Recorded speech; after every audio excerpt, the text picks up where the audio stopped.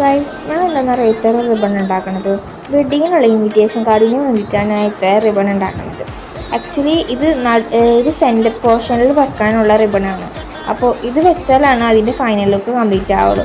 ഞങ്ങളുടെ ഒരു invitation card എന്ന് പറയുമ്പോൾ ഒരു ഫൈല് പോലത്തെ ഇൻവിറ്റേഷൻ കാർഡാണ്. അപ്പോൾ അതിന് നടുക്ക് വെക്കാനുള്ളതാണ് ഇത്.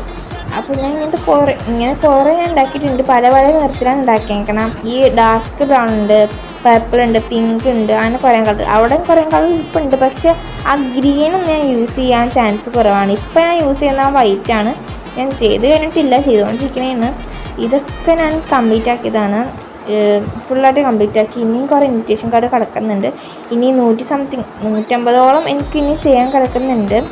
അപ്പോൾ ഞാൻ പിന്നെ ഈ ഒരു ഗ്ലൂ ഗൺ ഇതിന് വേണ്ടിയിട്ടാണ് വാങ്ങിച്ചത്. പിന്നെ ആക്ച്വലി ഞാൻ ക്രാഫ്റ്റും ചെയ്യും, പക്ഷേ ഇതിന് വേണ്ടിയിട്ടാണ് മെയിനായിട്ട് ഞാൻ വാങ്ങിച്ചതെന്ന് വെച്ചാൽ പെട്ടെന്ന് ഒട്ടുമല്ലോ, പെട്ടെന്ന് കാര്യം കഴിയും. പിന്നെ ഈ ഗ്ലൂ ഗൺ തീരാറായി. ഈ ഗ്ലൂ ഗൺ തീർന്ന കൊണ്ടാണ് ഞാൻ ഒട്ടിക്കാത്തത്. എനിക്കിനി കുറേ ഒട്ടിക്കാൻ കിടക്കണം. ഇതേ കണ്ട, ഇതൊക്കെ എനിക്ക് ഒട്ടിക്കാനുള്ളതാണ്.